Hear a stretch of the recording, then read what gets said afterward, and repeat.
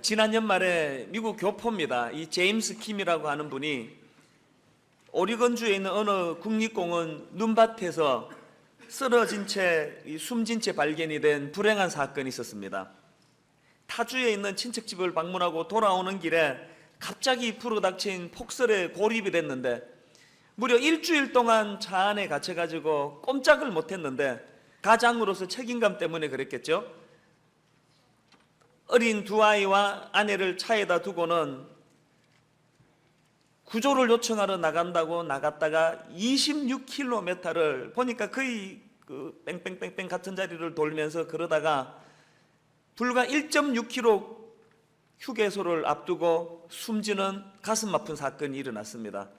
이것이 전 세계적으로 참 방영이 돼서 아픈 마음을 같이 나누었는데 왜 그러냐 하니까 이분이 걸어갔던 그 길에 반대 방향으로 걸어갔으면 불과 1.6km 거리에서 구조대를 요청할 수 있는 휴게소가 있었다는 겁니다. 그런데 반대편으로 가서 그렇게 고생을 하고 그곳에서 그만 동사하는 불행한 일을 겪었다는 겁니다. 저는 그 가장의 모습을 이렇게 상상을 해봅니다. 일주일을 굶었으니 그 허기진 배를 쥐고 그래도 가족을 살려야 되겠다는 책임감 때문에 이러저리 헤맸지만 결국은 자기가 판단할 때 이 길이라 생각했지만 그 길이 바로 죽음의 길이라는 것을 몰랐던 인간의 한계. 그 사건을 전하는 신문기사 타이틀이 이렇게 됐습니다. 큰 머리 글자로 제임스 킴이 만약 반대 방향으로만 걸었다면. 그 제목이 우리 인간의 한계를 여실히 보여주는 것 같습니다. 저는 그 사건에서 오늘 이 땅을 살아가는 우리들의 모습과 또 애타게 수고하는 가장들의 모습을 발견합니다. 여러분 다 아시지만 대한민국에서 가장 노릇하는 것이 쉬운 일이 아니에요. 대한민국에서 40대 돌연사가 세계 1위라는 이야기는 벌써 다 알고 있는 이야기 아닙니까? 그런데 참 가슴 아픈 것은 그런 가족을 위한 우리 가장들의 몸부림이 그것이 다 이 해피엔딩과 같은 아름다운 이야기로 결말 내려지지 않는 거예요. 제임스 킴과 같은 허망한 끝맺음으로 끝을 맺는 경우들도 생각보다 많더라는 것입니다. 최근에는 또 이런 일도 있었습니다. 이 가까운 안양에서 일어난 일인데 이 공익요원으로 복무 중이던 23살짜리 아들이 빈둥빈둥거리고 출근도 안 하고 그런다고 어머니가 잔소리 하신다고 꾸짖는다고 그 어머니 배와 등을 예리한 흉기로 4차례나 찔러가지고 혼수 상태에 빠뜨린 거예요. 그런데 정말 제 마음을 아프게 한 거는요, 자기 아들에게 찔려서 혼수 상태에 빠져가는 그 어머니가 그 와중에도 자기 아들 보호하느라고요, 장롱에 있는 옷가지를 막 방에다가 흩뿌리고, 왜 그렇게 했겠습니까? 강도 사건으로 위장하려고. 그렇게 하고 그 아들을 도망쳐 내보냈다는 겁니다. 제 마음이 아픈 건요, 이런 지극정성인 사랑, 세상에서 도무지 듣지도 보지도 못한 이런 사랑을 가진 부모라고 해서 그 자식이 다 잘 되지 않더라는 거예요. 이 귀한 어머니에게서 자라나는 그 아이가 폐륜화가 돼가지고 자기 어머니를 칼로 찌르는 이런 일이 일어나고 있는 것이 이 땅에서의 일입니다. 이런 인간사의 모습들을 예고나 하는 것처럼 성경 시편 127편 1절 2절은 이렇게 말씀하십니다. 여호와께서 집을 세우지 아니하시면 세우는 자의 수고가 헛되며 여호와께서 성을 지키지 아니하시면 파수꾼의 깨어 있음이 헛되도다. 그 다음 보세요. 너희가 일찍 일어나고 늦게 누우며 수고의 떡을 먹음이 헛되도다. 하나님 없는 인생의 애씀이 얼마나 허무한가 하는 것을 보여주는 그런 말씀 아닙니까? 5월은 가정의 달입니다. 특별히 오늘은 어버이 주일입니다. 가족을 생각하고 부모의 은혜를 돌아보는 이 5월 달에 왜 우리가 지금까지 교회 나가지 않던 여러분을 초청해서 함께 예배를 드리기로 했는지 아십니까? 한번 돌아보자는 거예요.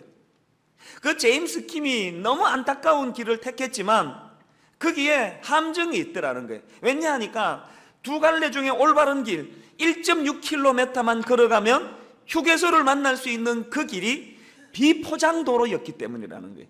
눈으로 보기에 이 길이 아니라는 생각이 들더라는 겁니다. 여러분 오늘 신앙생활하기 얼마나 어렵습니까? 예수 믿는 사람들을 봐도 정이 안 가는 사람이 많아요.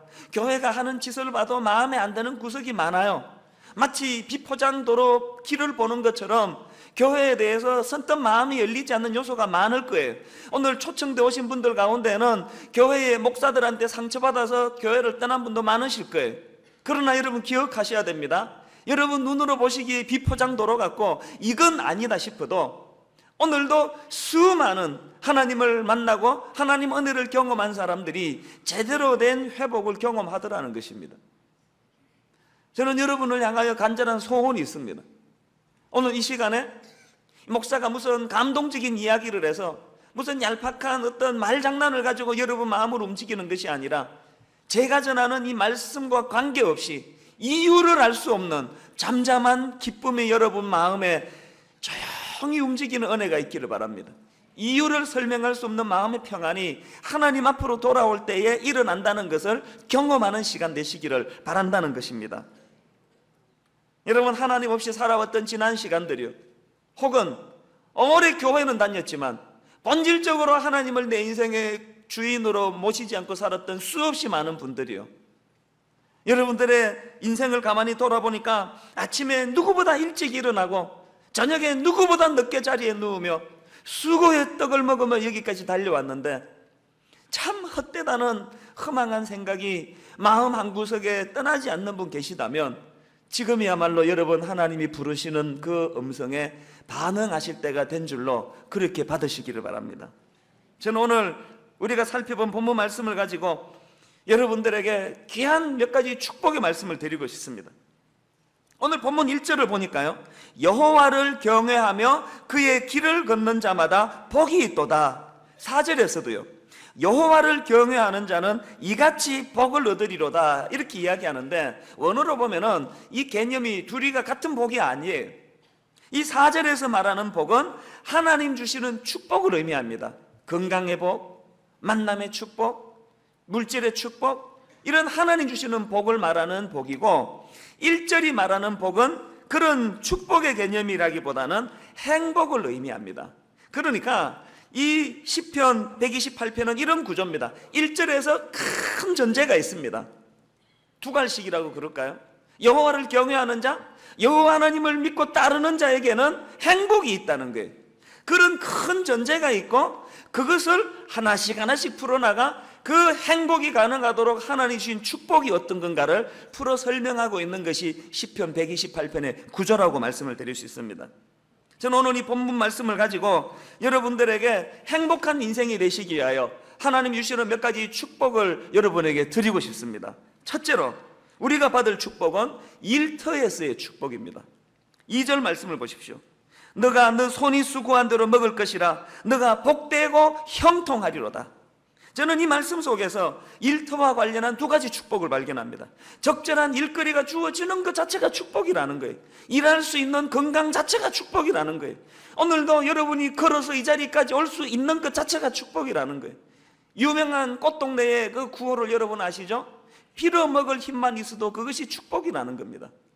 하나님께서 오늘도 우리에게 건강 주시고 이렇게 하나님 앞으로 올 수 있도록 해주신 것 자체가 축복이라는 거예요. 그리고 그 다음에 주시는 축복이 뭡니까? 내 손이 수고한 대로 결실을 누릴 수 있는 게 축복이라는 거예요. 26km를 헤맸지만 결국은 구조대를 발견했으면 그 제임스 킴의 수고는 헛된 게 아니에요. 자식을 위하여 온 헌신과 희생을 불사했지만 결국은 그 자식이 잘 돼가지고 이 땅에서 잘 살면 그 수고는 헛된 게 아니에요.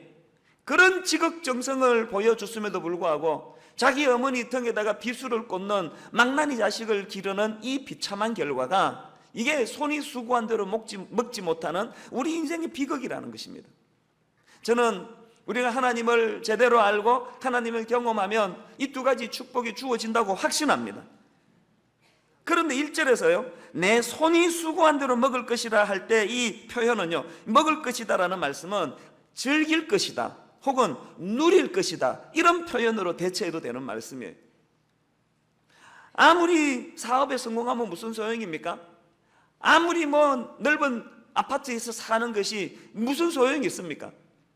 누리지 못한다면 즐기지 못한다면, 여러분 꼭 기억하세요. 믿음 좋은 사람은요, 죽어서 천국 가는 티켓 가졌다고 즐기는 사람이 아니에요. 진짜 믿음이란 것은 내 삶에 영향을 미치는 거예요. 오늘을 기쁘게 만드는 거예요. 오늘을 즐겁게 만드는 겁니다. 이 순간을 누리는 거예요. 이 순간을 즐기는 거예요. 이 하나님 주시는 축복이더라는 것입니다. 두 번째로 우리가 받을 축복은요, 가정에서 누리는 축복입니다. 이 가정의 평안이 얼마나 중요합니까? 아무리 사업이 잘 되고 아무리 바깥에서 인정을 받아도요, 가정이 평화롭지 못하면 결코 행복한 인생이 아니에요. 오늘 성경의 구조가 그것을 말해줍니다. 2절에서 일터에서의 축복을 노래했던 이 본문 말씀이 3절에서 가정을 언급합니다. 내 집 안방에 있는 내 아내는 결실한 포도나무 같으며 내 식탁에 둘러앉은 자식들은 어린 감람나무 같으리로다. 이 3절이 채워져야 2절의 축복다워진다는 겁니다. 여러분 이 장면 한번 머리로 그려보세요. 4절에 말하는 여호와를 경외하는 그 가정의 가장, 그리고 결실한 포도나무 같은 성숙한 아내, 그리고 어린 감람나무 같은 자녀들이 한 상에 둘러앉아가지고 무슨 얘기를 나누는지 깔깔깔깔깔 거리면서, 제가 어제 주례를 준비하면서 자료를 뒤져보니까 미국의 500여 명의 전문가들이 좋은 가정을 이루기 위한 분석을 나누는데 그것을 한 9가지로 설명했는데 그 중에 한 가지가 행복한 가정을 위해 갖추어야 될 것, 유머 감각이에요. 유머 감각. 이런 점에서 한국의 남자들은 유머 감각을 좀 키워야 돼요. 얼굴 표정이 그래갖고 어떻게 애들이 두런두런 좋아하겠습니까? 밝게 유머 감각이. 저는 참 이상한 게, 나가면 그게 되는데 집에 들어가면 아빠 피곤하거든, 이게 안 나와요. 유머 감각이. 집에서 다 소진하고 나가서 피곤해서 제가 오늘은 못 웃겨드립니다, 이렇게 양해를 구해야 되는데 반대라는 거예요. 어쨌든 간에 여러분, 한 상에 둘러앉아가지고 뭐 비싼 음식이라서가 아니에요. 외국에서 데려온 탁자에서 밥을 먹기 때문이 아니에요. 같이 웃음꽃을 피우고 우습지도 않은 이야기를 하면은 깔깔깔깔깔 거리고. 여러분 이런 모습이 언제적 여러분 가정의 모습입니까? 저는 오늘 하나님께서 우리 가장들 마음을 움직여 주시고 우리 아내들 마음을 움직여 주시고 우리 자녀들 마음을 움직여 주셔서 이런 축복이 회복되기를 바랍니다. 오늘 저녁에 그 모습이 회복되기를 바랍니다. 웃음꽃이 피는 가정에서 식탁에 둘러앉아가지고 한 상에 둘러앉아. 그런데 중요한 것은요, 그런 행복한 가정이 가능하기 위해서 기억해야 되는 것, 베드로전서 3장 7절에 보니까 남편들아 이와 같이 지식을 따라 너희 아내와 동거하고, 그 다음 보세요, 그를 더 연약한 그릇이요 또 생명의 은혜를 함께 이어받을 줄 알아 귀히 여기라. 가정 행복을 위하여 기억해야 될 두 가지, 하나는 이 사람이 연약한 존재라는 거예요. 성경에 보니까 아내를 더 연약한 그릇으로 알라는 거예요. 남편은 어떤 사람이라고요? 연약한 그릇. 여러분 남자들 강하지 않습니다. 제가 남자라서 아는데 진짜 강하지 않습니다. 남자들 약합니다. 얼마나 약한데요. 그 약한 남자를 가정의 가장으로 세워놓고 날마다 실망했다 그러시면 안 돼요. 그게 인생이에요. 그게 남자예요. 여자들은 더 약한 존재라고 성경이 이야기합니다. 가정 행복을 위해서는 상대방을 긍휼히 여기는 마음이 필요한 거예요. 이 남자가 안 그래도 약한데 한국의 유교적인 분위기 속에서, 울면 안 된다는 분위기 속에서, 한국의 유교적인 분위기 속에서 약해지면 안 된다는 그런 강압적인 교육을 받아가지고 표현도 못하지만 하루에도 12번씩 무너지는 게 우리 남자들이에요. 저 자신도 마찬가지예요. 아무리 교회에서 어려운 일이 있어도 집에 가면 써웃음을 지을 망정 속에 얘기 다 하지 못하는 게 그게 남자들이에요. 가장들이에요. 약한 남자예요. 더 약한 아내예요. 서로에 대해서 불쌍히 여기는 마음, 긍휼히 여기는 마음. 당신 왜 그렇게 약해 빠졌냐고 서로를 비난하고 힐난하는 가정이 하나님 알지 못하는 가정이라면, 하나님 아는 가정은 긍휼함이 있는 가정이라는 거예요. 그리고 자녀에 대해서도 마찬가지예요. 본문에 보니까 자녀를 어린 감람나무 이렇게 표현을 하는데요, 보편적으로 팔레스타인에서 자라나는 이 감람나무가 다 자라면은 한 20m 내지 30m 같은 굉장히 크게 뻗어가는 나무인 것 같아요. 그런데 어린 감람나무예요. 뭘 의미할까요? 지금은 안 자랐어요. 20m는 고사하고 2m도 안 돼요. 볼품이 없어요. 그러나 이 어린 감람나무라고 표현하는 표현 속에는 무한한 가능성이 담겨 있는 거예요. 잠재력이 담겨져 있는 거예요. 그걸 인정하는 부모 밑에 자라나는 자녀들이 행복하다는 겁니다. 여러분 혹시 일본에서 자라는 코이라고 하는 비단 잉어에 대해서 들어보신지 모르겠습니다. 자녀를 설명할 때 이 코이 잉어를 많이 인용을 하는데요, 이 참 재밌는 물고기예요. 이 코이라는 물고기는 특이한 게 어항에서 키우면은 보통 5cm 내지 8cm 정도로 자란데 조그만한 고기예요. 그런데요, 연못에 넣어서 키우면은 15 내지 25cm로 자란다는 거예요. 원래 그런데 이 코이라는 물고기가 강물에 사는 코이를 조사해 보면은 90에서 120cm짜리로 그렇게 자라고 있다는 거예요. 뭘 의미하는지 여러분 아시잖아요. 저는 오늘 우리 어린아이들이 코이 같은 존재라고 생각합니다. 너무 가정에 가두어 가지고 학원 스케줄, 무슨 스케줄, 부모의 계획대로 어항 속에 자라나는 것처럼, 그래서 지식은 많은데 죄송한 표현으로 잔챙이로 자라는 애들이 많은 것 같아요. 여러분 둘러보세요. 여기에 그래도 사회에서 한자리하고 계시는 분들 거의 다 시골 출신이에요.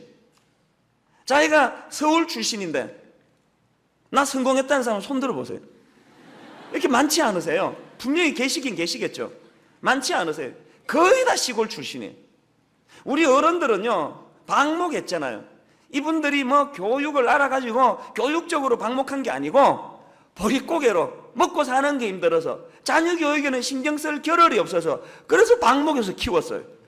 그런데 결과를 놓고 보니까 방목해서 큰 우리들 가운데 훨씬 인물이 많이 나오더라는 거예요. 자수성가하신 분 다 그런 케이스 아닙니까? 오늘 우리의 불행이 뭡니까? 아이들을 어항에다 놓고 기르는 코이 같은 존재는. 저는 여러분이 자녀의 축복을 누리기 위해서 어떤 부모가 자녀를 방목할 수 있습니까? 하나님께서 이 아이 길러주신다. 하나님이 이 아이 책임지신다. 지금은 자라지 못한 감람나무같이 초라하지만 언젠가 20m, 30m로 뻗어가도록 하나님이 인도해 주신다. 연약한 인간이 아무리 아웅다웅해도 키울 수 없는데 하나님께 맡기면 하나님이 인도해 주신다. 이 믿음이 있을 때에 방목할 수 있는 거예요. 여러분 솔직히 우리가 그 제임스 킹과 같이 이건 포장도로가 안 되니까 이 길보다는 저 길이 낫다 그래서 아이들을 몰고 갔다가 애들에게 낭패를 보여준 적이 한두 번입니까? 어디? 그게 인간이에요. 저는 여러분들이 가정의 축복을 위해서 하나님께 아기를 자녀들을 맡기는 믿음 갖게 되시기를 바랍니다. 맡기는 거예요. 내 맡기는 거예요. 그래서 어떤 교육 전문가가 이야기한 것처럼 모든 자녀 교육을 한마디로 이야기하라 그랬더니 떠나보내는 거래요. 떠나보내는 거예요. 내 품에서 내려놓는 거래요. 이런 자녀 교육이 일어날 때 여호와 하나님께서 그 자녀를 어린 감람나무로 인도해 주실 거라는 겁니다. 마지막 세 번째로요, 삶의 지경이 넓어지는 축복을 받으시기를 바랍니다. 5절을 보세요. 여호와께서 시온에서 내게 복을 주실지어다. 너는 평생에 예루살렘의 번영을 보며. 저는 이 본문 속에서 두 가지 축복을 발견합니다. 제가 만들어 봤는데 시온에서 예루살렘까지의 축복이라고 그렇게 이름을 지어봤습니다. 시온은요 하나님 계신 성전을 상징하는 지명이라면 예루살렘은 우리가 몸담고 있는 이 땅을 상징하는 거예요. 분당 우리 교회에서 하나님을 만났습니다. 분당 우리 교회에서 시온을 경험합니다. 그러면 그 받은 은혜가 어디에서 펼쳐져야 됩니까? 예루살렘에서 축복이 펼쳐지는 거예요. 진정한 믿음을 가진 사람들은, 진정한 여호와를 경외하고 그 길을 걷는 사람은 그 시선이 자기 교회, 자기 가정에만 머물지 않습니다. 여러분의 축복의 혜택이 이 시대와 민족 앞에 쓰임받는 시온에서 예루살렘까지의 축복이 되기를 바란다는 겁니다. 옛날에 우리 어른들이 눈만 뜨면 우리 보고 하시던 말씀 기억나시죠? 나가 놀아라. 기억나시죠? 집이 좁으니까요. 애들이 복잡복잡 그러니까 나가 놀아라, 나가 놀아라 그랬는데 알고 봤더니 이게 하나님 음성이더라고요. 하나님이 우리 보고 하시는 말씀이 나가 놀래요. 나가 놀래요. 왜 교회에서 맨날 찢고 뽑고 맨날 싸우고 있느냐고. 나가 놀으라는 거예요. 영향력은 교회에서 미치는 게 아니에요. 교회는 저 같은 목사나 일부 핵심적으로 교회를 위해서 희생하는 사람들에게 맡겨놓고 여러분 나가 노셔야 돼요. 교회에 너무 관심 많이 갖는 것 자체가 성경적이지 않습니다. 나가 노시기를 바라요.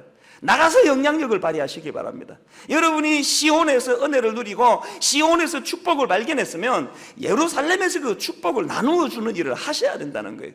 여러분이 받은 축복을 자기가 움켜쥐고 가자 내 자식 그러면은 여러분의 자녀들이 코이 물고기밖에 안 되는 거예요. 가정은 하나님께 맡겨드리고 나가 놓으시기 바래요. 이곳저곳에서 여러분의 받은 축복을 유통하고 나누어주는 그런 복의 통로가 되시기를 바랍니다. 두 번째로 제가 본문에서 발견하는 이 축복의 지경이 확장되는 게 뭐냐? 현재에서 미래까지의 축복이라는 거예요. 6절을 보세요. 내 자식의 자식을 볼지어다 이스라엘에게 평강이 있을지로다. 우리 당대만 복 받는 게 아니에요. 우리 자식의 자식까지, 우리 자녀의 자녀의 자녀에 이르기까지 삶의 지경이 축복의 통로가 여러분들로 말미암아 확장되는 은혜가 있기를 바랍니다. 저는 다시 여러분에게 축복을 드립니다만 이런 하나님 주시는 여러 가지 축복들, 일터에서의 축복, 가정에서의 축복, 자녀를 향한 축복, 당대뿐만 아니라 그 후대에 이르는 축복을 받아 누리기를 원합니다만 중요한 게 뭔지 아십니까? 하나님 주시는 그 축복도 귀한 거지만 하나님 자체가 축복이라는 걸 깨닫게 되시기를 바란다는 거예요. 우리 옛날에 뭐 뼈대 있는 집안이다, 그 집안에는 어른이 있다, 이런 이야기 하시잖아요. 어른이 있는 게 왜 중요한지는 아십니까?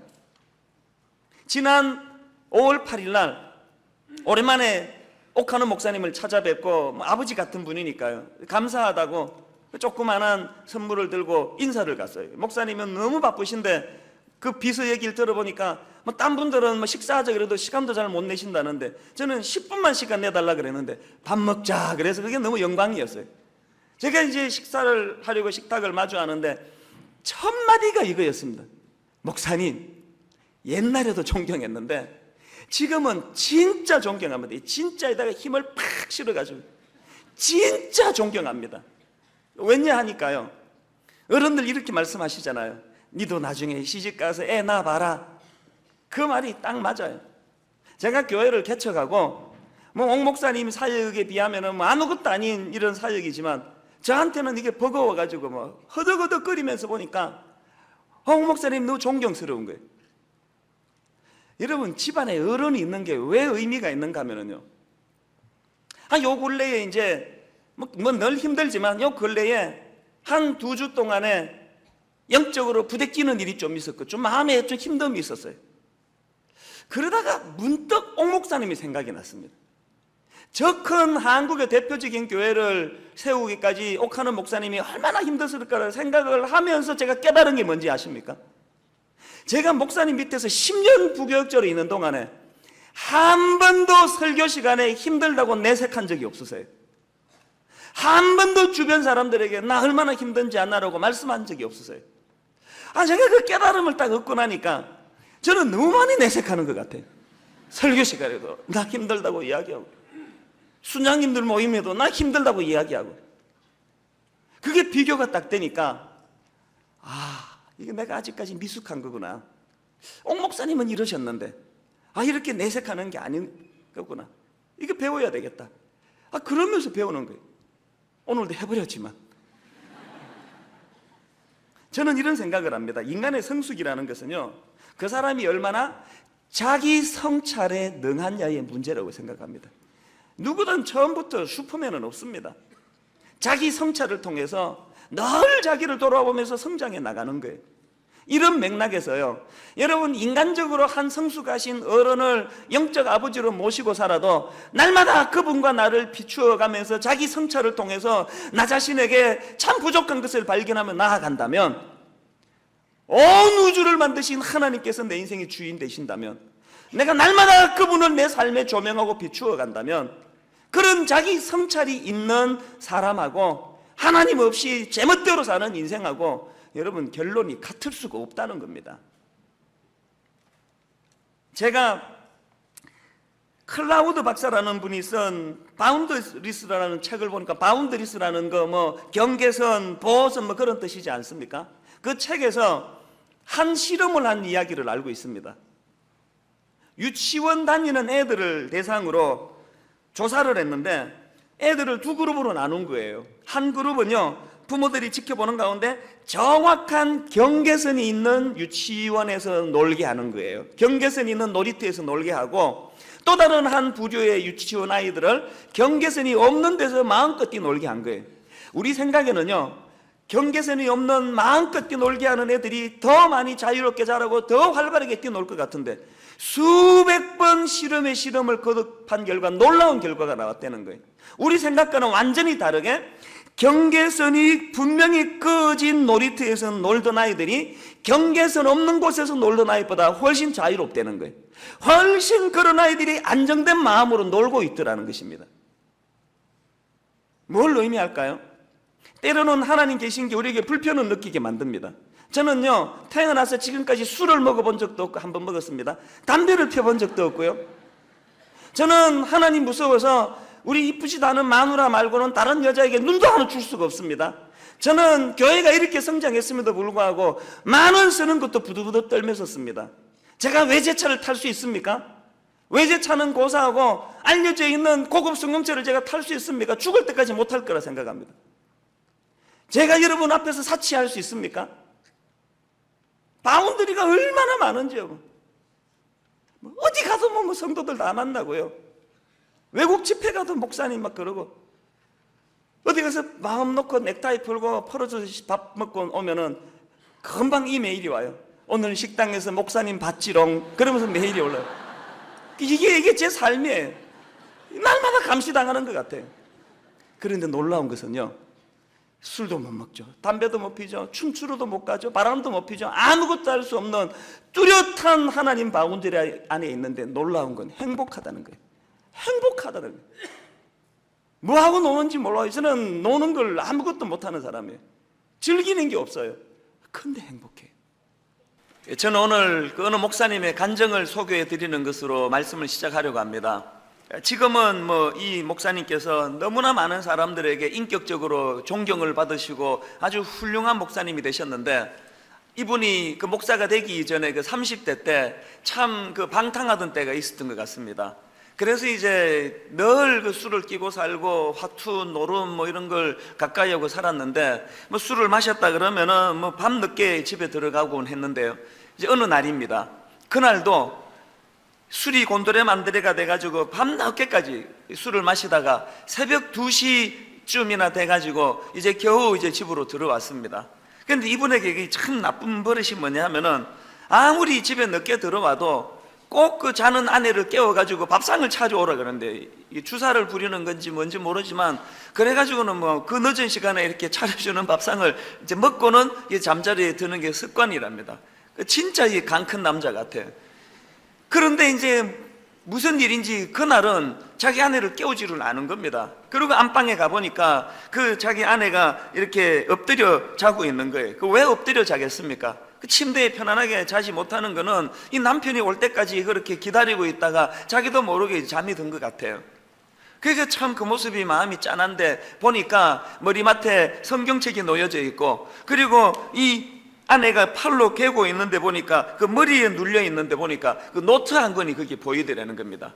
그래서 갑자기 이분이 이게 뭐가 쓰여져 있을까 궁금해서 그 머리를 이렇게 치우고는 노트를 펼쳐드렸습니다. 그랬는데 너무나 가슴 아픈 내용이 거기에 담겨져 있는, 이 목사님이 충격을 받았습니다. 이렇게 적혀 있었습니다. 나는 오늘도 버스를 타고 수요리 너머로 갔다. 시골길을 하염없이 걸으면서 오늘도 어김없이 죽음을 생각했다. 약을 먹고 죽을까? 아니면 손목을 그어서 죽을까? 그러나 그것은 내가 취할 길이 아님을 다시 한번 확인하고 돌아왔다. 나를 살리기 위해 십자가에서 돌아가신 주님께서 주님의 뜻을 위하여 내게 주신 남편이므로 나는 이 남편을 사랑해야만 한다. 나는 사랑할 수 없지만 주님께서 사랑하라 명령하심으로 나는 사랑해야만 한다. 주님 도와주세요. 나의 약함을 주님께서 잘 아시잖아요. 이런 충격적인 그 아내의 일기 같은 그 낙서가 거기에 담겨져 있었는데, 그러고 보니까 그 노트에 여기저기 그 눈물 자국이 이렇게 번져 있는 흔적이 보여지더라는 겁니다. 이 남편이 그날 충격을 받고는 이 노트를 내려놓고는 서재로 들어갔는데 하염없이 눈물이 나고 도저히 잠을 잘 수가 없더라는 겁니다. 이분 표현하기를 심장이 멎는 것 같고 귀에서 커다란 북소리가 들려지는 것 같은 그런 느낌을 자기가 받았다는 겁니다. 그날 밤 참 괴로운 시간을 보냈는데요, 자기 아내가 절망해서 죽음을 생각하고 있던 그 시간에 자기는 율락가를 기웃거리면서 오직 쾌락만을 탐닉하던 그런 모습을 생각하니까 견딜 수가 없는 거예요. 이 남편 같지도 않는 이런 부실한 남편 탓에 얼마나 많은 밤을 이 아내가 밤을 지새우며 눈물을 흘렸을까. 그리고 자살을 생각할 정도로 그 마음이 아프고 찢어졌는데 그걸 모르고 살았던 자기가 너무 한스러워서 많이 울었다는 겁니다. 그리고 그날 밤에 그렇게 많이 운 이유가 또 있는데 자기 어머니가 불쌍해서 울었답니다. 들어보니까 아버지가 일찍 돌아가셨어요. 어머니가 남편 일찍 여의고 어떻게 해서든 이 자식들 잘 키우려고 날마다 교회 가서 새벽마다 하나님 이 아이들 잘 되게 해주세요 울면서 그렇게 기도했는데, 그 기도에 보답하기는커녕 이렇게 초라한 자기 모습을 보면서 어머니가 느꼈던 그 배신감이라고 할까요? 그 절망감이 얼마나 컸을까 생각하니까 그 어머니가 불쌍해서 하염없이 울었다는 겁니다. 그렇게 그날 밤 잠을 이루지 못하고 한참을 울고 있는데 갑자기 등 뒤에서 포근히 자기를 감싸 안아주는 느낌이 들더라는 겁니다. 자기 생각에 인기척에 그 잠자던 자기 아내가 깨가지고 울고 있으니까 자기를 이렇게 격려해 주나 보다. 그리고 뒤를 돌아다 봤더니 아무도 없더라는 겁니다. 그래서 내가 이게 술 기운에 착각을 했나 보다. 그리고 다시 눈을 감았는데 또다시 누군가가 자기를 포근히 안아주는데 이 포근함이 처음보다 더 강해지더라는 것입니다. 다시 뒤를 돌아봤는데 아무도 없더라는 거예요. 그리고는 세 번째 눈을 감았는데 이분 마음속 깊은 곳에 세미한 음성이 울려 들려지더라는 겁니다. 이런 메시지가 들려졌습니다. 나의 사랑하는 아들아, 나는 너를 한 번도 버린 적이 없단다. 참 뜬금없는 그런 메시지 아닙니까? 깜짝 놀랐는데 그 음성이 이렇게 계속되었습니다. 너가 나를 버리던 그 순간에도 나는 줄곧 너와 함께 있었단다. 앞으로도 나는 영원토록 너와 함께 할 것이다. 나는 너를 사랑하기 때문이다. 이런 신비로운 하나님의 만져주심을 그 밤에 경험을 했는데, 그런데 여러분 중요한 건 그런 일을 경험하고 난 그 다음에 이게 뭐 술기운으로 착각했을 수도 있고 엉뚱한 그 상상력이 동원돼서 그랬을 수도 있는데, 중요한 거는 이런 하나님의 은혜를 경험하고 난 그 다음에 결과예요. 이분 말씀하기를 딱 그 시간 이후로 너무나 끊을 수 없고 너무나 즐기던 술과 담배가 딱 끊어졌는데 그분 말씀하기를 냄새마저 역겨워지더라는 겁니다. 그리고 뿐만 아니라 손에서 떠나지 않았던 트럼프와 화투를 집어 던져버렸는데 그날 이후로 보기도 싫어졌다는 거예요. 뿐만 아니라 그 시간 이후로 주변에 자기 직장 동료들이나 친구들 또 자기 아내 이런 가족들로부터 끊임없이 들려지는 이야기가 아니 어떻게 사람이 이렇게 갑자기 변할 수 있습니까? 어떻게 이렇게 달라질 수 있습니까? 그런 변화되었다는 이야기를 늘 들으면서 결국은 한 가정의 가장으로서 그래서 또 가정을 세우고 일터를 세우는 굉장히 성실한 그런 가장이 되었다는 겁니다. 그리고는 그 하나님 은혜에 감격해서 나중에는 이제 신학교에 들어가고 이분이 드디어 목사가 돼서 지금 이런 간증을 하고 있는 겁니다. 이분은 그냥 보통 목사가 아니에요. 얼마나 인격이 훌륭하고 얼마나 삶이 깨끗하고 탐욕적이지 않고 욕심이 없고 그런지 너무나 많은 사람들이 존경하는 그런 목회자가 됐다는 겁니다. 저는 이분의 간증문을 읽으면서 창세기 28장 16절 말씀이 생각이 났습니다. 야곱이 잠이 깨어 이르되 여호와께서 과연 여기 계시거늘 내가 알지 못하였도다. 모태신앙에서 자란 사람이 야곱 아닙니까? 할아버지가 아브라함이에요. 아버지가 이삭이에요. 어릴 때부터 신앙적인 분위기로 이 아이를 양육했지만 야곱은 믿는 사람 같지 않았습니다. 이기적이고 탐욕적이고, 오늘날 많은 예수 믿는 사람이 욕을 얻어먹는 것처럼 세상 사람도 쓰지 않는 비열한 방법을 동원해가지고 자기 목적을 이루려고 발악하던 그런 사람이 야곱이었는데, 문제가 생겨가지고 광야에 돌을 베기하고 누워있는데 그때 하나님이 이를 만나 주셨습니다. 야곱을, 그 술 취한 목사님을 만나 주셨던 그 하나님께서요. 그래서 그때 야곱이 고백한 게 이거 아닙니까? 여호와께서 과연 여기 계시거늘 내가 알지 못하였도다. 하나님이 야곱을 오래 떠났다가 그날 밤에 처음 찾아온 게 아니에요. 하나님은 그와 늘 함께 했습니다. 하나님이 그 목사님 젊은 시절에 하나님이 그를 떠났다가 그 술 취한 날 그날 밤에 오랜만에 찾아오신 게 아니에요. 하나님은 그 인생에 늘 함께 했습니다. 그런데 내면의 소리가 들리지 않고 세상을 향해 다름질 치다가 보니까 하나님의 그 존재가, 하나님의 사랑이 느껴지지 않았는데, 그날 밤 그 아내의 그 눈물의 일기가 계기가 돼가지고 그가 하나님을 경험하게 된 거예요. 이 계기라는 것이 얼마나 중요합니까? 이런 자각의 순간이 얼마나 중요합니까? 이것이 왜 여러분 필요한가 하면요, 이런 하나님에 대한 자각이 일어나고 나면은 가정이 변하는 거예요. 인생이 변하는 겁니다. 오늘 1절이 바로 그것을 설명합니다. 본문 1절에 보니까 여호와를 경외하며 그의 길을 걷는 자마다 복이 있도다. 이 경외가 무슨 뜻인지는 다 아시죠? 이 경외를 사전적 의미로 찾아보니까 공경하면서 두려워함이에요. 그냥 두려워하는 것은 경외가 아닙니다. 강도가 칼을 들고 꼼짝마 있을 때 두려워하는 것은 경외가 아닙니다. 이 경외라는 건 너무 존경이 가서, 너무너무 크시기 때문에, 너무 귀하시기 때문에, 그래서 너무 훌륭한 어른 앞에 서면 마음이 떨리고 긴장이 되고 두려워지는 거, 그게 경외예요. 하나님을 경외하는 인생이 왜 이게 복되냐, 왜 행복하냐, 이것을 이제 오늘 본문이 설명하는 겁니다. 여러분, 왜 하나님을 경외하며 그의 길을 걷는 게 이게 왜 복됩니까? 제가 이걸 설명하려면 구약의 요셉을 설명하지 않을 수가 없습니다. 요셉이라는 인물이 있습니다. 참 불행한 인생이에요. 17살 어린 나이에 인신매매 당해가지고 남의 나라로 팔려갔습니다. 이집트로 팔려갔는데 참 사람이 성실해요. 잘 살아보려고 애를 쓰고 노력을 해가지고 이제 드디어 그 주인에게 인정을 받습니다. 주인이 뭐 집안 열쇠까지 다 맡길 정도로 이제 신임을 받는데, 이때 그것도 이상한 아줌마가 등장하는데 그 남편의 부인이에요.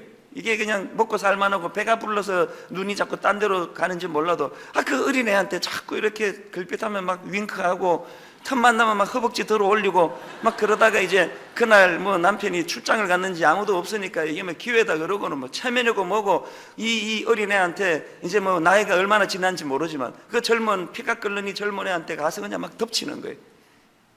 참 부러워하는 분이 계세요.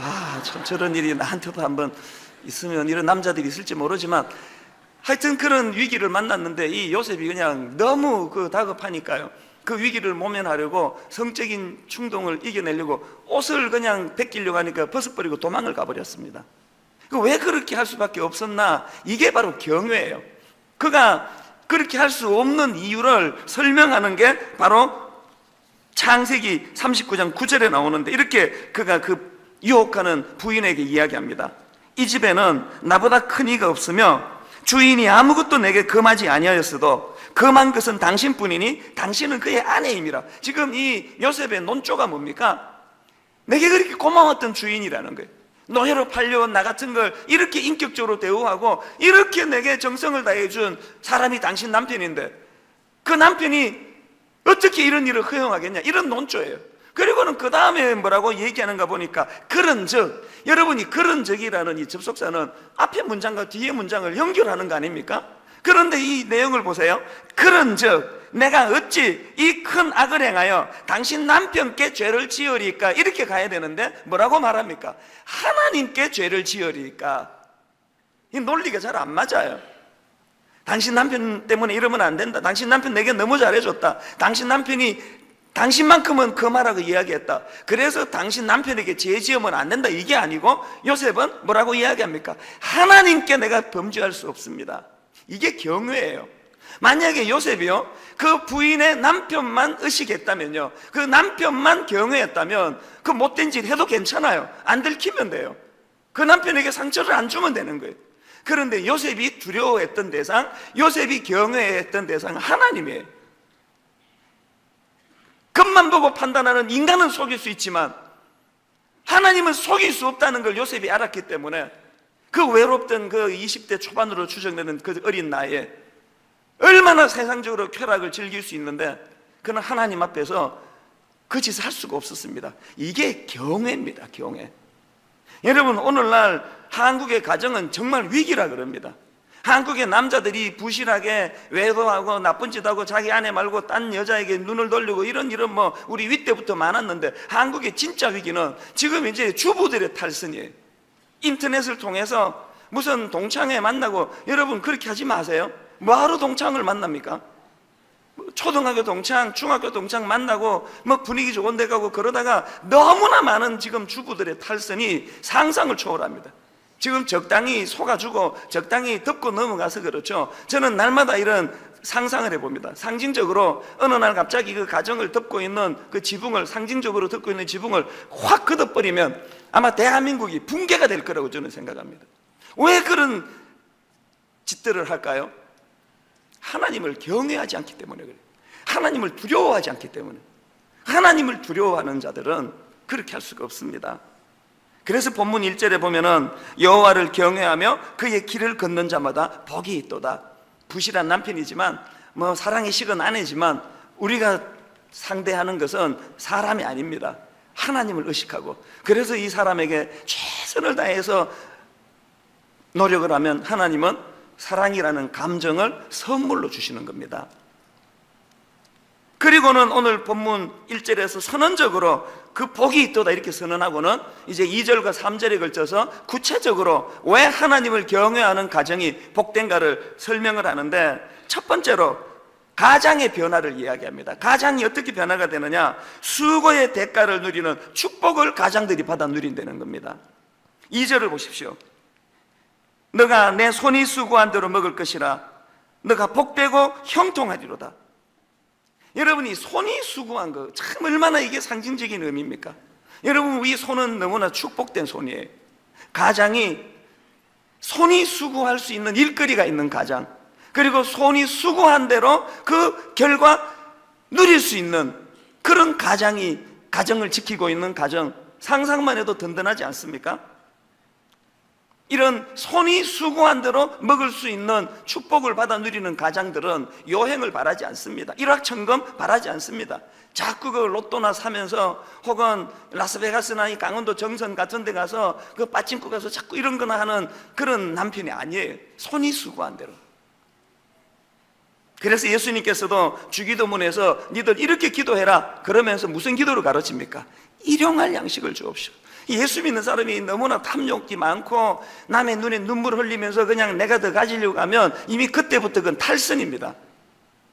저는 오늘 예배드리는 우리 가장들에게 그 손이 수고할 수 있는 일거리가 있기를 바랍니다. 그리고 수고하는 대로 그 열매를 받아 누리는 복이 있기를 원합니다. 이게 가장에게 주는 축복이고요. 그런가 하면 두 번째로 아내들을 향해서 주는 축복이 있는데, 무슨 축복입니까? 공허한 외적인 그 무엇을 추구하는 아내들이 아니라 내실 있는 열매를 추구하는 축복입니다. 3절을 보세요.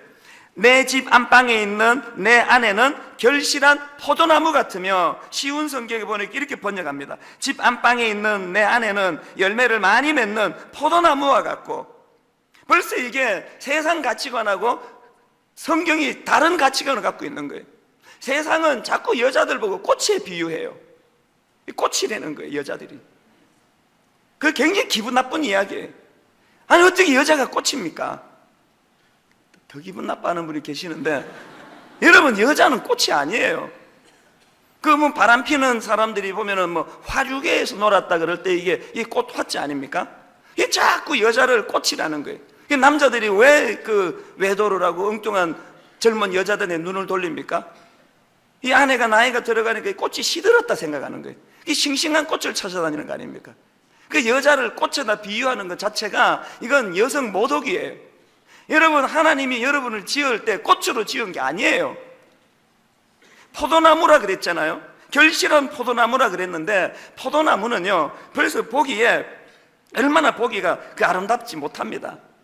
근데 여러분, 어느 정신 나간 그 농부가 그 포도나무를 보고 얘는 이 모양이 이렇게 흉측해야지 뽑아버려야 되겠다 그러는 사람이 없습니다. 왜 그러냐 하니까 포도나무를 심을 때는 그 향기를 맡으려고, 그리고 꽃의 아름다움을 누리려고 심은 게 아니에요. 포도나무를 심을 때는 열매를 누리고 싶은 거예요. 오늘날 우리나라 여자분들 정말 이상해요.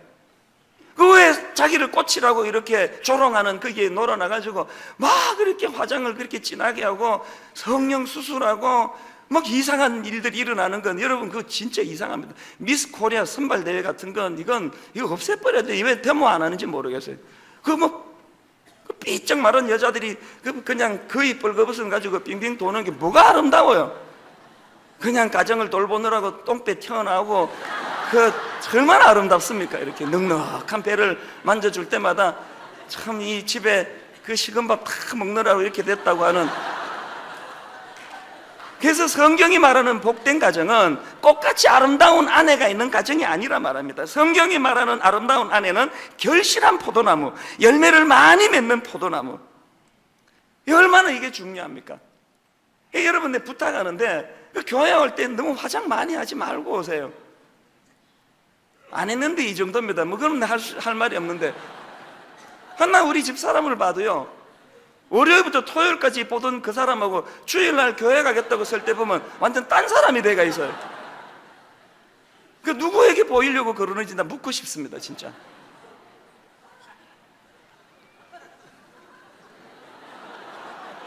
왜 이렇게 좋아하세요? 여러분, 한 가정의 아내는 화려한 꽃이 펴서 아름다운 존재가 아니고 결실한 포도나무 같은 열매를 많이 맺는, 그래서 이 지혜의 열매를 남편에게 제공하고 지혜의 열매를 자녀들에게 제공하고요. 저는 오늘 이 말씀을 읽다가 그 정지용 시인 향수라는 그 노래로도 나와 있는 그 한 문구가 생각나더라고요. 아무렇지도 않고 예쁠 것도 없는 사철 발벗은 아내가 따가운 햇살을 등에 지고 이삭 줍던 곳, 그곳이 차마 꿈엔들이 진리야. 사철 발벗은 아내로 표현하는 게 뭘 말합니까? 꽃이 아니라는 거예요. 볼품없는 사철 발벗은 아내 같은 존재지만 영적으로 성숙하고 영걸어서 열매를 맺는 아내, 그 아내가 버티고 있는 가정이 얼마나 복되겠습니까? 2주 전에 우리 교회 마지막으로 이 찬양을 그때 부르지 않았습니까? 나의 사랑하는 책 비록 헤어졌으나 우리 어머님의 무릎 위에 가사 이렇게 남지? 앉아서 재미있게 듣던 말 그때 일을 지금도 내가 잊지 않고 기억합니다. 마지막으로 이 찬양을 부르는데요, 제가 마음이 뭉클했던 게 이렇게 양복 입고 앉아있는 신사분들이, 남자분들이 너무 많이 우시는 거예요. 이 찬양을 부르는데 여기도 우시고 저기도 우시고 2층에도 우시고, 내가 마음이 뭉클했습니다. 왜 여러분, 내가 어릴 때 그 헤어진 낡은 책을 무릎에 앉혀놓고 읽어주시던 그 어머니를 회상하는데 눈물이 날까요? 꽃처럼 아름다워서요? 화려해서요? 아니잖아요. 어릴 때 우리 어머니를 생각하면 사철 발벗은 아내로 표현되는 참 볼품이 없고 보잘것없는, 지금은 더더욱이 초라해진 연로하신 어른에 불과하지만 그 어머니 내면에 향기가 있잖아요. 어머니가 아름다운 열매를 기꺼이 희생하면서 우리들을 위하여 다 열매를 제공해 주신 그 은혜가 생각이 나니까 눈물이 나는 거예요. 저는 묻습니다. 우리 젊은 어머니들, 여러분은 여러분 자녀들에게 어떤 열매를 지금 제공하고 있습니까? 여러분, 어머니는, 아내는, 여성은 꽃이 아닙니다. 절대로 분당 우리 교회에서는 여성을 꽃이라 말하는 일이 없으시기를 바랍니다. 하나님은 우리 외모의 아름다움을 위해서 우리를 만드신 게 아닙니다. 열매 맺는 인생이에요. 향기로운 열매를 맺는 인생이에요. 그런가 하면 세 번째로 자녀들에게 주는 축복이 있는데, 무한한 가능성을 가진 존재로서 자리매김하는 축복이 있다는 겁니다. 3절 후반절에 자녀들을 어떻게 묘사하는가 보니까, 내 식탁에 둘러앉은 자식들은 어린 감람나무 같으리로다. 여러분, 이 감람나무는 올리브 나무예요. 이 자료를 좀 찾아보니까 올리브 나무의 특징이 있는데요, 이 나무를 심으면은 이게 금방 그 결과가 잘 안 난답니다. 보통 한 7년 정도까지는 절대로 열매가 맺히지 않는답니다. 그리고 약간의 편차는 있겠지만 7년부터 열매가 맺어지고도 제대로 된 열매를 수확하려면 한 15년은 기다려야 된다는 거예요. 그러니까 이 올리브 나무의 특징은 열매가 더디 자라요. 그때까지 뿌리를 깊이 내렸다가 15년이 지나는 그 즈음으로 해가지고 그때부터 이제 자라기 시작하는데, 뿌리를 그 정도 깊이 내리니까요, 올리브 나무가 보통 20m 내지 30m까지 자란답니다. 그리고는 잘 믿겨지질 않는데 제가 본 자료를 보니까 수백 년 동안의 열매가 그치질 않고 생긴다는 거예요. 근데 여러분, 하나님을 경외하는 복된 가정에서 자녀들을 왜 올리브 나무 같다는 겁니까? 가능성을 이야기합니다. 경쟁 세상에서 지금은 얘가 좀 뒤처지는 것 같고 모자라는 것 같고, 심지어는 사춘기를 심하게 하고 탈선하고 가출도 하고 엉뚱한 짓도 하지만, 그러나 거기에 절망하지 않는 게 하나님을 경외하는 가정이라는 거예요. 가능성을 두는 거예요. 지금은 더디 자라지만, 지금은 모자라지만 이 아이가 반드시 올리브 나무처럼 20m, 30m 쭉쭉 뻗어 올라가가지고 수많은 사람들에게 오래 아름다운 열매를 제공하는 그런 존귀한 인생이 될 것이다. 이 확신을 가지는 것이 하나님을 경외하는 가정이라는 겁니다. 오늘 예수 믿는 가정들 많이 반성해야 됩니다. 세상에 놀아나면서 그냥 대학 공부 그러면서 애를 안달복달하고 애들을 그냥 다그치는 거고 옳은 거 아닙니다. 기다려주는 거예요. 우리 하나님이 우리를 그렇게 해주셨던 것처럼. 저는 오늘 여러분들을 이 자리에 초청하고 시편 128편을 지난 한 주 내내 묵상을 하면서, 밥을 먹으면서도 길을 가면서도 이 말씀을 묵상하면서 소원이 생기더라고요. 소원이. 하나님, 오늘 여기 초청한 분들에게 이거 30분 설교해서 하나님 어떻게 소개합니까? 그런데 하나님, 오늘 예배하는 가운데 여기 초청되어 온 분들 마음속에 이유를 알 수 없는 마음의 평안을 주시고 마음의 깨달음을 주시고, 무엇보다도 오늘 이 시편 128편에 이 가정에 주신 이 축복을 그대로 그들에게 부어주시기 원합니다. 가장은 요행 바라지 않고 게으르지 않고 손이 수고한 대로 열심히 다하고 그 수고를 누리는 가장이 되고, 아내는 외모만 꾸미느라고 혈안이 되어 있는 이런 어머니가 아니라, 아내가 아니라 참 내면이 아름다워서 지혜의 열매를 자녀들에게, 남편에게 제공하는 그런 주부들이 가정을 지키고 있고, 자녀들은 올해보다 내년이, 내년보다 후내년이 점점 더 좋아지는 이런 가능성을 가지고 가정을 영위하는 축복이 여러분에게 있기를 바랍니다. 오늘 말씀은 이 가정의 중요성에 대한 글 하나를 읽어 드리는 것으로 시작을 하려고 합니다. 이제 내용을 한번 들어보시기 바랍니다. 어느 날 한 화가가 세상에서 가장 고귀한 것을 찾아 화폭에 담으려고 길을 나섰습니다. 그리고 가장 먼저 목사님을 찾아 물었습니다. 목사님, 세상에서 제일 고귀한 것은 무엇일까요? 목사님이 대답했습니다. 믿음이지요. 이어서 지나는 군인에게 같은 질문을 하자 그가 대답했습니다. 평화입니다. 그 다음으로 신혼여행을 떠나는 두 젊은 남녀에게 묻자 그들이 대답했습니다. 사랑입니다. 그는 생각했습니다. 믿음과 평화와 사랑을 한꺼번에 그릴 수는 없을까? 그런데 그 소재를 찾기가 쉽지 않아서 그날 그가 지친 몸으로 귀가했습니다. 그때 아이들이 아빠 하고 달려오는데 그 아이들의 눈망울에서 믿음을 발견했습니다. 여기에 믿음이 있구나. 곧 아내도 따뜻이 맞아 주었는데 그것을 보고 깨달았습니다. 이게 사랑이구나. 그때 모든 시름이 사라지면서 마음속에 깊은 평화가 임했습니다. 그 순간 그는 세상에서 가장 고귀한 것은 가정임을 깨닫고 단란한 가정을 화폭에 담았습니다. 오늘 성경의 한 인물을 여러분에게 소개해 드리려고 하는데, 바로 이탈리아의 부대, 그러니까 로마의 군대 장관입니다. 이 고넬료라는 인물입니다. 성경이 이 인물을 어떻게 묘사하는가 보니까 10장 1절 2절입니다. 가이사랴에 고넬료라는 사람이 있으니 이탈리아 부대라 하는 군대의 백부장이라. 그가 경건하여 온 집안과 더불어 하나님을 경외하며 백성을 많이 구제하고 하나님께 항상 기도하더니. 이 참 보기 아름답지 않습니까? 가장이 은혜를 받고 하나님 앞에서 변화가 일어나니까 온 집안과 더불어 온 가정이 그런 정원과 같은 따뜻한 가정으로 변하더라는 이야기입니다. 그래서 저는 오늘 이 본문 말씀 속에서 이 가정의 치유와 회복을 위한 대안을 발견하는데, 저는 그것을 단어 두 개로 여러분에게 풀어서 설명하러 갑니다. 여러분 가정의 회복을 위하여 이 단어 두 개가 회복되기를 바라는데요, 첫째로는 이 경외라는 단어가 회복되는 가정이 되시기를 바랍니다. 2절에 보니까 그가 경건하여 온 집안과 더불어 하나님을 경외하며 그랬는데, 이 경외라는 단어는 헬라어로 포베오마이라는 단어입니다.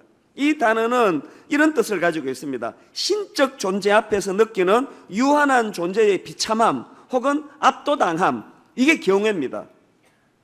그런가 하면은 이 포베오마이라는 이 단어와 연결되는 구약의 히브리어로는 야레라는 단어가 있는데, 이 단어 역시도 하나님의 권위와 거룩함 앞에 나타나는 인간의 두 가지 감정, 그게 뭐냐 하니까 하나는 fear, 두려움이라는 단어예요. 그런가 하면 또 하나는 reverence라는 단어, 공경이라는 단어예요.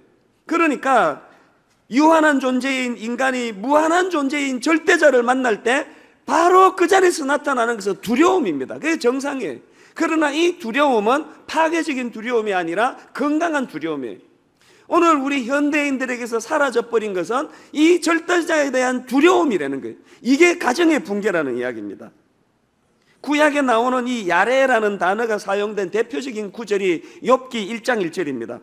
우스 땅에 욥이라 불리는 사람이 있었는데, 그 사람은 온전하고 정직하여 그 다음에 하나님을 경외하며 악에서 떠난 자더라.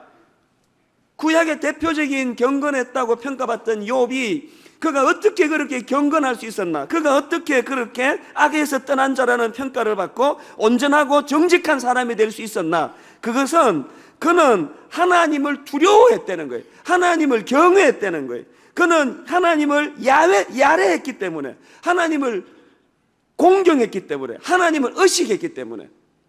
오늘 우리 시대는 이 혼란을 가져다주는 가장 그 핵에 어른이 사라져버린, 우리 어른을 다 몰아내버렸습니다. 지난주에도 말씀을 드렸죠. 절대자를 다 몰아내버렸습니다. 이게 어떻게 이렇게 됐나 하면은요, 역사를 가만히 들여다보면 17세기 후반에 유럽에서 이 과학혁명이 일어났습니다. 인간이 보니까 이게 머리가 대단하다는 거예요. 자신감이 이제 충만해졌습니다. 그래서 이 17세기 후반에 나온 과학혁명 이후에 대두된 것이 그게 바로 계몽주의 사상 아닙니까? 이 계몽주의를 딱 한마디로 요약하라 그러면은, 우리는 이제 하나님과 결별이다, 하나님으로부터 자유다, 하나님 없이도 우리는 잘 살 수 있다. 인간이 교육을 못 받아서 그렇지 제대로 교육만 잘 받으면은 인간은 신과 같은 존재가 될 수 있다. 이게 계몽주의의 핵심 아닙니까? 그렇게 하나님과 결별을 선언한 이 지구 역사에 어떤 일이 일어났습니까? 끔찍한 세계대전을 연거푸 겪게 되고, 히틀러라고 하는 괴물 같은 존재가 등장을 하게 되고, 얼마나 서로가 서로를 파괴하고 파멸하고 이념과 사상으로 서로를 질시하고 미워하는 일들이 계속되고 있느냐는 거예요. 여러분, 절대자를 죽여버리고 절대자를 두려워하고 경외하지 않는 인간의 역사 속에 필연적으로 나타나는 현상입니다. 지금 미국의 현실을 보십시오. 유럽의 현실을 보십시오. 저는 23살 때 뭘 모르던 어린 시절에 가난하던 이 한국에 살다가 83년도에 미국 이민 가가지고 솔직히 미국을 동경했습니다. 대단한 거예요. 막 얼마나 화려하고 물질적으로 풍요롭고 막 바나나도 엄청 많고, 그때는 바나나가 수입이 안 될 때라 가지고 이거는 뭐 상상할 수 없어요. 아침, 점심, 저녁 세 끼를 바나나로 때웠습니다. 천국이다 여기가. 그냥 막 차도 많고 그 텔레비도 많고 집집마다 방마다 텔레비가 다 있고, 83년도에 제 눈에는 미국은 그야말로 천국이었습니다. 그러고 나니까 그냥 막 너무 미국이 좋은 거예요. 지금 생각하면 그 철없는 그 사대주의자가 된 것 같아요. 한국 그러면 뭐든지 다 시시해 보이고, 질서도 안 지키고, 얼굴도 못생기고, 막 여자들 보니까 미국 여자들은 얼마나 막 그냥 쭉쭉 빵빵, 23살 때니까 너무 섹시하고 막 예쁘고 이런데, 막 한국 여자들은 막 그냥 다리도 짤막한데, 막 너무 마음에 안 들어서 미국이 너무 좋고, 막 미국 최고. 막 한국 오면은 막 사람들이 그냥 거칠고, 뭐 인상 팍팍 쓰고, 뭐 질서도 안 지키고, 어깨 툭 치고도 미국 사람들은 excuse me 그런데 한국 사람은 딱 째려보고 이러니까 막 한국이 너무 싫었습니다. 그런데 여러분, 제가 철이 들어가면서요, 지금은요 생각이 완전히 바뀌었습니다. 미국이 그렇게 겉으로 보기에 부럽고 좋은 게 많은 건 사실이지만요, 미국이 결정적으로 그 우월범한 것은 그들은 절대자를 그들 뇌리에서 지워버렸습니다. 그래서 조금만 깊이 들어가면 미국 사회는 혼란 그 자체예요. 이게 어른이 없는 사회예요. 얼마나 여러분 혼란이 많은지 아십니까? 그 뭐 엄청난 정신질환자들도 많고 지금 이 미국 사회는 그야말로 혼돈이에요. 그런데 가슴 아픈 건요, 우리나라가 사실 얼마나 좋은 심성을 가졌고, 저는 갈수록 우리 한국 분들이 너무 좋아요. 사실 이게 뭐 조금 이제 그 예의가 좀 없대는 거, 뭐 남 어깨 툭 부딪히고는 아무 표현은 안 한다는 거, 그건 알고 보니까 그게 한국 사람들이 나빠서 그런 게 아니고 내성적이라서 그래. 집에 가서 미안해요, 우리도. 아, 그 어깨를 참 안 쳤어야 되는데 그분한테 미안하다. 그 집에 가서는 다 반성하는데 이제 면전에서 안 한다 뿐이에요. 좀 성격이 좀 급하니까 그냥 유리문을 확 열고 뒷사람이 어떻게 하든 말든 닫아가지고 이렇게 그 뒷사람이 그냥 들이받칠 뻔하고 이런 일들을 좀 행하는 거, 이제 이런 간단한 약점이 우리에게 있지만 기본적으로 우리 한국 분들이 참 좋은 분들이에요. 내 가슴이 아픈 거는 이 미국이나 유럽 그 하나님을 몰아내고 계몽주의라 그러면서 그 하나님의 권위를 다 무시해버린 이런 나라에서의 그 피폐된 부작용, 가장 큰 것이 가정의 황폐 아닙니까? 제가 미국에 있을 때 보니까 이건 뭐 그냥 상상을 초월해. 애들이 보니까 뭐 아버지가 3명인 애도 있고 뭐 엄마가 4명인 애도 있고 뭐 이혼을 밥 먹듯이 하고 성적인 그 자유라 그래가지고 이제 하나님을 몰아내니까 뭐가 두렵습니까? 뭐 플레이보이, 뭐 성적인 혁명 그래가지고 온 나라가 이거 쑥대밭이에요. 완전히 이거 쑥대밭이에요. 그런데 그 하나님을 몰아내버린 그 악한 문화가 지금 한국으로 계속 들어와가지고 그 영향을 지금 우리가 받고 있는 거 아닙니까? 우리나라가 원래 이런 나라가 아닙니다. 어른에 대해서 얼마나 예의가 있고 어른이 뭐라고 말씀하시면 그게 토다는 그런 문화가 아니었습니다. 어른을 공경하고 한솥밥을 먹고 한 가정에서 오손도손 지내고 그 이런 지금 혼란이 우리에게 일어나는 것은 바로 이 하나님을 몰아내버린 그 유럽과 미국의 문화가 지금 우리나라로 들어오기 때문입니다. 그렇기 때문에 이것을 회복하려면 어떻게 해야 됩니까? 다시 절대자의 권위를 인정해야 돼요. 하나님을 경외해야 돼요. 하나님을 무서워해야 돼요. 내가 다소 이 여자가 마음에 안 들어도, 이 남자가 다소 마음에 안 들어도 내가 하나님을 두려워하기 때문에, 내가 하나님 앞에서 이 여자만을 사랑하기로 약속했기 때문에 그 하나님과의 약속을 지키려고 노력하고 몸부림하는 이런 하나님에 대한 두려움이 회복이 돼야 된다는 거예요. 누구래서 그 여자가 뭐 죽을 때까지 좋아서 삽니까?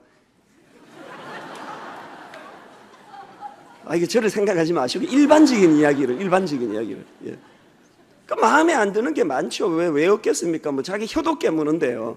살다 보면은 그냥 뭐 좋았던 게 약점이 되고 또 그냥 또 방심하면 살다 보니까 그냥 매력도 없어지고 이 사람이 그냥 뭐 누나인지 부인인지도 모르겠고 막 그런데도 가정을 영위하는 것은요, 바깥에 있는 그냥 예쁘고 아름다운 여자를 못 만나서 그런 게 아니에요. 욥처럼 하나님을 경외하면, 욥처럼 하나님을 두려워하면 내가 흩은 짓 할 수 없는 거 아닙니까? 오늘 우리에게 복구돼야 되는 것은 하나님에 대한 건강한 두려움이에요. 오늘 큰 교회 목사님들이 간혹 사고를 치는 걸 보면서요, 저에게도 그럴 수 있는 소지가 있음을 느낍니다. 교회가 좀 커지고요, 단임 목사가 되면 누구도 사람이 저한테 와가지고 이 목사 그 회개해, 당신 정신 차려야 되겠다, 미국에 계시는 우리 형제들 말고는 그 얘기 해주는 분이 아무도 없습니다. 그러니까 점점 가면은 이제 방심할 수밖에 없어요. 이 구조가 그렇더라고요. 그래서 제가 이 단계에서 목숨 걸고 구해야 되는 게 뭐겠습니까? 하나님에 대한 경외함이에요. 하나님을 두려워하는 거예요. 사람은 뭐 이찬수 목사에게 뭐라고 지적을 안 한다 하더라도 하나님이 내 존재 가치를 부여하는 그런 어른으로서 자리를 잡고 계시다면 그분이 두려워가지고 허튼 짓 할 수 없게 되는 거 아니겠습니까? 기도도 마찬가지예요. 여러분, 누가 기도할 수 있다 생각하세요? 시편 102편 1절 2절에 보면 절박한 기도가 나옵니다. 여호와여, 내 기도를 들으시고 나의 부르짖음을 주께 상달하게 하소서. 나의 괴로운 날에 주의 얼굴을 내게서 숨기지 마소서. 주의 귀를 내게 기울이사 내가 부르짖는 날에 속히 내게 응답하소서. 이렇게 절박하게 기도하는데 누가 이렇게 기도할 수 있느냐 보니까 그 다음 3절을 보세요. 10편 102편 3절에 보니까 누가 이렇게 기도한다고요? 내 날이 연기같이 소멸하며 내 뼈가 숯같이 탔음이니이다. 누가 하나님께 기도한다고요? 영원하신 하나님 앞에서 내 존재적인 초라함을 자각하는 자예요. 아무리 뭐 사업 잘 되고 뭐 아무리 뭐 그냥 과학이 발달하는데 일조를 했고 아무리 뭐 스티븐 호킹 박사가 요즘에 보니까 조금 도를 넘어서는 것 같아요. 그 똑똑하다고 머리 좋다고 하나님의 영역까지 이제 들락날락거리고 뭐 지옥이 있다느니 없다느니 이런 어처구니 없는 자리까지 들어가는 것은 그것은 계몽주의 영향 아닙니까? 누가 하나님 앞에 굴복할 수 있다고요? 아무리 내가 똑똑하다고 인정받고 IQ가 뭐 200 아니라 300이라도 존재적인 차원에서 나는 뭐라고 말합니까? 연기같이 소멸될 수밖에 없는 인생이라는 걸 자각할 때 절대자 앞에 두려움을 느낄 수 있게 된다는 거예요. 오늘 이게 없어져 버렸습니다. 그 가정도 뭐 제멋대로 아닙니까? 어떻게 하나님 앞에 이 여자만을 사랑하겠다고 약속해 놓고 외도할 수를 있느냐고요. 이게 어떻게 가능합니까? 하나님의 면전에서 이혼을 그렇게 쉽게 생각할 수가 어떻게 있느냐고요. 전부 이제 절대자가 없어져 버리니까 부작용이 너무 심해요. 뭐 제 속에 나오는 대로 사사기에 나오는 대로 뭐 결혼을 했거나 말거나 뭐 직장에 뭐 이쁜 애가 있으면 어떻게 해서든 그 가문 이슬로 꼬드겨 가지고 식사하고 뭐 같이 누리고 즐기고 이 미사리 같은데 이 광주 경기도 어디 가보면은 뭐 가관도 아니에요. 막 전부 그냥 그 러브 호텔에 가가지고 그건 웃긴데요. 거기에 가서 1박 한다 그러면 쫓겨난답니다. 이 손님들이 하루에 몇 번씩 왔다 갔다 하는 룸을 혼자 하루 종일 차지하고 그 돈 조금 내고 받아주지도 않는데 오늘 이런 너무나 가슴 아픈 우리 조국에서 일어나고 있는 현실을 저는 너무 마음이 아프고 그래서 생각하면 미국이나 유럽이 미워요. 진짜로 뭐 저런 것들이 다 있냐고. 그 뭐 중국이 뭐 우리한테 뭐 좀 뭐 해코지 한다 그러고 뭐 일본이 좀 얄밉다 뭐 독도 그러지만 진짜 우리나라를 해코지 한 것은 일본 중국은 저리 가라요. 유럽과 미국에서 흘러 들어온 그 정신을 우리를 썩게 만드는 이 무서운 엄난한 그 폐역한 그 막 온갖 그냥 이상한 동영상이 다 떠돌고 있는 이런 현실이 어디서 기인한 거죠? 기독교로 출발한 그런 나라들이 말이에요. 필연적으로 여러분 하나님을 몰아내고 절대자를 몰아내고 내가 참 하나님 앞에서 그 영원하신 하나님 앞에서 소멸될 수밖에 없는 연기 같은 존재라는 것을 인식하고 절대자 하나님을 경외 건강한 두려움을 가질 때 가정도 회복되리라고 저는 믿습니다. 그래서 저는 하나님의 간섭을 얼마나 두렵게 느끼는지 몰라요. 조금 이렇게 방심만 하면은 하나님께서 주변 사람들을 통해 교훈하시고 명령하십니다. 너 교회 좀 커졌다고 까불지 마라. 나대지 마라. 뭘 그렇게 설치고 다니느냐고. 너 옥하는 목사 보지 않았냐고. 그렇게 유명하고 큰 교회를 해도 인간 존재의 본질은 소멸될 수밖에 없다는 걸 철저하게 네가 자각을 하란 말이야. 어디다 그렇게 까불고 다니느냐고 경고를 하시면 그러면 그것이 저에게 두려움이 돼요. 아무리 뭐 그냥 교회가 잘 나가고 어쩐다고 해도 내 존재 본질은 소멸될 수밖에 없는 연기 같은 존재고 그 연약한 육신을 붙들고 절대자 앞에 경외, 건강한 두려움을 느끼는 그런 인생, 그런 가정들이 되시기를 바랍니다. 그래서 옛날에 여러분 그 액자가 그 요새 왜 다 없어졌는지 모르겠어요. 우리 어릴 때는 그 액자가 그 유행이었는데 집집마다 이 액자가 거의 많이 있었습니다. 이런 문구 보셨습니까? 주님은 우리 가정의 주인이 되시고 식사할 때는 보이지 않는 손님이시고 대화할 때는 보이지 않는 청취자가 되십니다. 이거 여러분 제작해서라도 좀 이렇게 좀 벽에다 교회가 만들어서 드릴까요? 여러분 이런 구절 그래서 주님이 부부간에 대화할 때 보이지 않는 청취자가 된다는 걸 인식하셔야지 그렇게 그 부부간에 남편한테 아내한테 못된 말을 퍼붓고 자극적인 말을 퍼붓고 그 독한 말로 상대방을 가슴을 후벼 파는 이런 말들을 태연히 하는 것 자체가 벌써 그게 여러분이 영적으로 무디어졌다는 소리. 어디 어른 앞에서 그런 버르장머리 없는 태도를 가질 수가 있느냐고요. 여러분 담임 목사가 있는데 부목사들끼리 멱살 잡아하면서 못된 말로 싸웁니까? 안 싸웁니다. 나중에는 뭐 주먹 다짐을 할지라도 담임 목사 앞에서는 그렇게 하지 않습니다. 그게 담임 목사에 대한 예의의 표현이에요. 하나님이 청취자로 계시는데 어디서 가정에서 그렇게 살벌한 단어와 여러분 상대방을 그냥 가슴 후벼 파는 말들을 해댈 수 있느냐. 이게 전부 지금 그냥 경애가 없어져 버렸기 때문에 이 문구를 뭐 교회가 당분간은 해줄 것 같지는 않으니까 여러분이 만들어 쓰세요. 주님은 우리 가정의 주인이 되시고 식사할 때는 보이지 않는 손님이시고 대화할 때는 보이지 않는 청취자가 되십니다. 여러분 호주가 살아계시는, 그래서 가정의 절대자 되시는 하나님이 여러분 가정의 호주가 되시는 그런 가정이 되시기를 바랍니다. 그런가 하면 두 번째로 회복해야 될 단어가 있는데 경건이라는 단어입니다. 이 경외가 하나님을 향해서 위를 올려다보는 태도, 겸손한 태도라면 이 경건이라는 것은 우리 가정 바깥을 들여다보는 마음의 태도예요. 2절에 보니까 그가 경건하여 어떤 결과입니까? 온 집안과 더불어 하나님을 경외하며 그 다음에 백성을 많이 구제하고. 아니 어떻게 고넬료의 경건이 구제랑 연결이 되느냐? 그는요 야고보서 1장 27절의 말씀을 정확하게 이해했던 사람이에요. 성경이 경건을 뭐라고 피력합니까? 보십시오. 하나님 아버지 앞에서 정결하고 더러움이 없는 경건은 곧 고아와 과부를 그 환난 중에 돌보고 또 자기를 지켜 새 속에 물들지 아니하는 그것이니라. 알고 봤더니요 성경이 경건을 두 갈래로 묘사하는데 우리는 반쪽짜리 경건밖에는 몰랐습니다. 우리가 알고 있는 반쪽짜리 경건 뭡니까? 후반부에 나오는 자기를 지켜 새 속에 물들지 않는 것, 그게 경건이라는 건 어렴풋 다 알아요. 그런데 또 하나 경건의 정의가 뭐라고 나와 있습니까? 하나님 앞에서 정결하고 더러움이 없는 경건은 곧 고아와 과부를 그 환난 중에 돌보고. 이 경건이래요. 제가 예전에 이름 붙이기를 새 속에 물들지 않는 것을 내적인 경건, 정적인 경건이라 이름한다면 이 고아와 과부, 성경이 말하는 연약한 자를 총칭적으로 설명하는 고아와 과부를 돕는 것을 외적인 경건, 동적인 경건으로 그렇게 이름을 붙여봤습니다.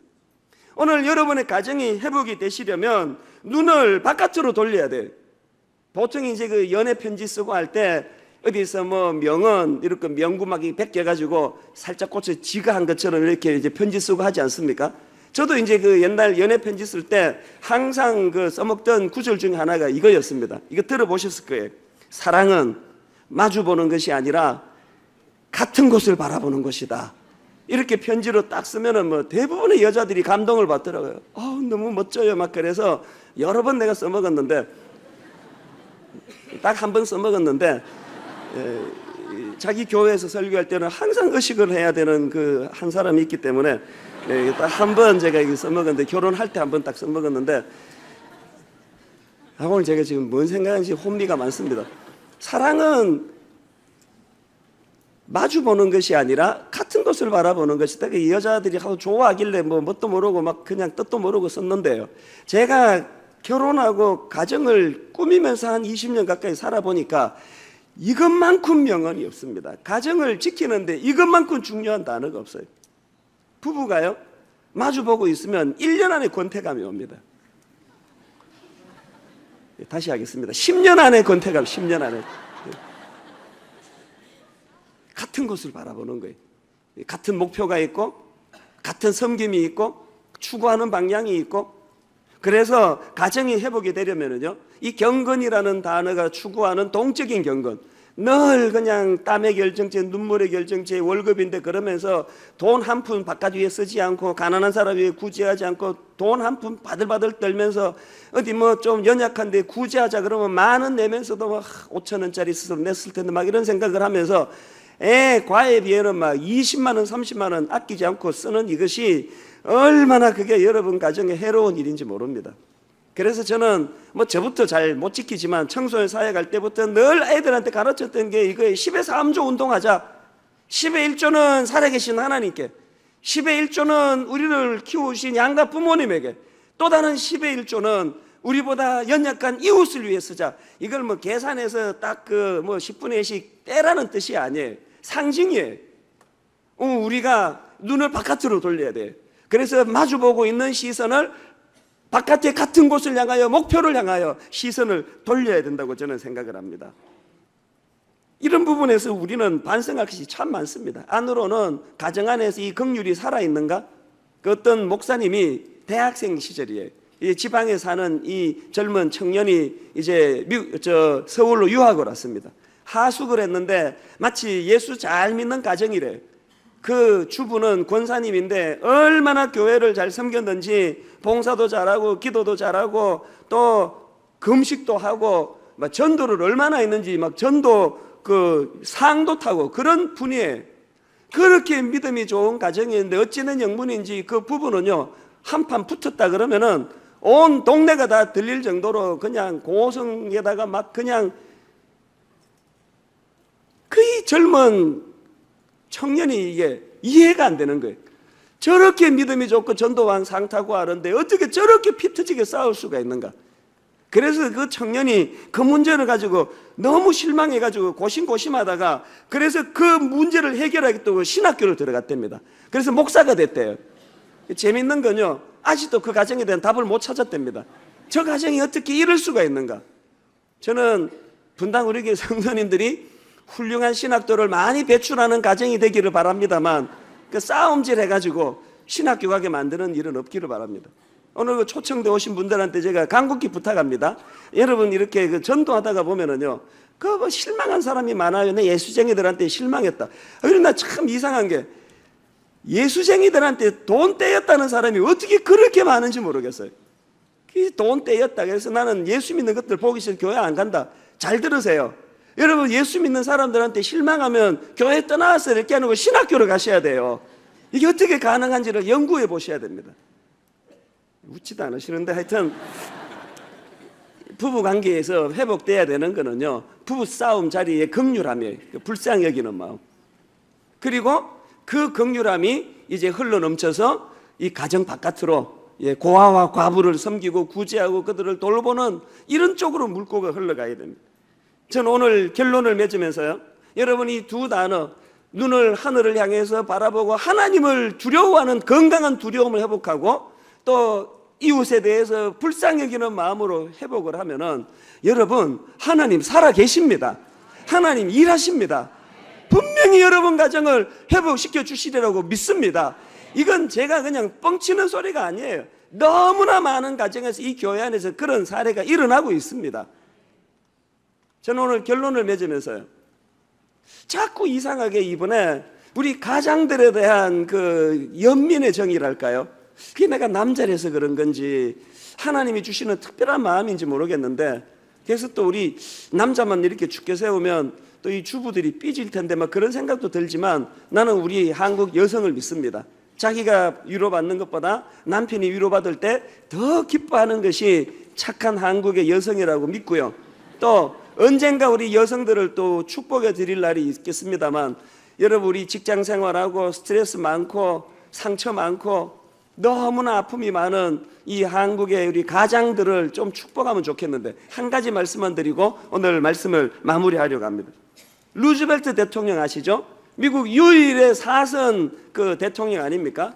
그런데 보니까 이 루즈벨트가 장가를 잘 갔더만요. 이 장가를 잘 간 사람이에요. 39살 때 이제 그 하반신 장애를 일으켜가지고 이제 휠체어를 타고 다니기 시작했습니다. 이 루즈벨트 대통령이 이제 그게 많은 마음의 그 좌절과 상처가 됐나 봐요. 어느 날 자기 부인한테 이렇게 물었답니다. 당신 지금도 불구가 된 나를 사랑하느냐고. 여러분 이게 남자들이에요. 밖에서 뭐 암만 인정받고 대접받아도요, 자기 집에 있는 아내한테 인정받고 싶은 거예요. 그래서 이제 부인한테 그렇게 물었습니다. 자, 여러분 가정에서 이게 저녁 식탁을 대하고 있는데 갑자기 남편이 당신 내가 이렇게 약점이 많은데 지금도 나를 사랑하나? 이렇게 물으면 뭐라고 대답하실 것 같아요? 속으로 한번 생각해 보세요. 뭐라고 대답하실 것 같아? 쓸데없는 소리 하지 말고 밥이나 드세요. 그거 왜 쓸데없는 소리를 하세요? 아마 그러는 분이 많으실 거예요. 루즈벨트 부인이 참 귀한 사람이에요. 그 남편의 이야기에 뭐라고 대답했는가 하면은 이렇게 이야기했습니다. 여보, 저는 그동안 당신의 다리만 사랑한 것이 아닙니다. 뭘 의미합니까? 다리가 불구를 맞았지만 그것 때문에 당신 사랑하는 마음에 변함이 없다는 것을 그렇게 표현한 거 아닙니까? 그 저는 그 글을 읽으면 감동이 오더라고요. 오늘 여기 예배 드리는 모든 아내들이, 우리 자녀들이 아버지를 향해, 남편을 향해 이렇게 고백하면 좋겠습니다. 저는 당신의 장점만 사랑한 게 아닙니다. 저는 당신의 약점도, 당신의 연약한 부분도 사랑하기를 원합니다. 우리 남편들에게 이런 위로와 치유가 있기를 바랍니다.